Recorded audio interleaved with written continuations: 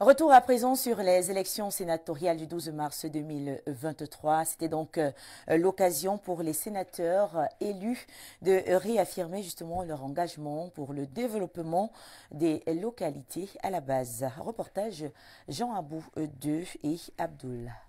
Explosion de joie après la proclamation des résultats de l'élection sénatoriale de la région de l'Adamawa, le superviseur général. RDPC a récolté 37 suffrages valablement exprimés, soit un pourcentage de 49,33%.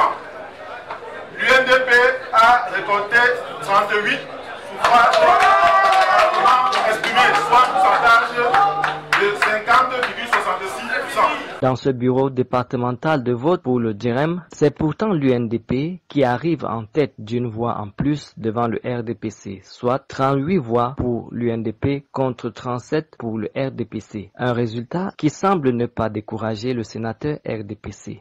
Je voudrais exprimer toute ma gratitude et mes remerciements à la commission régionale d'investiture qui a fait de son mieux pour que les élections se passent très bien.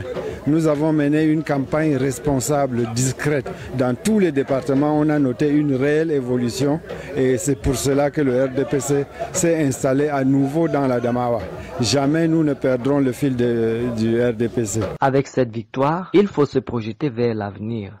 Nous nous engageons devant le peuple de l'Adamawa de donner le maximum de nous pour travailler dans l'intérêt de notre région. Nous voulons casser les barrières qu'il y a entre les départements parce que nous avons constaté que dans l'ancienne législature, les sénateurs travaillaient dans leur département et il y a des départements qui étaient lésés.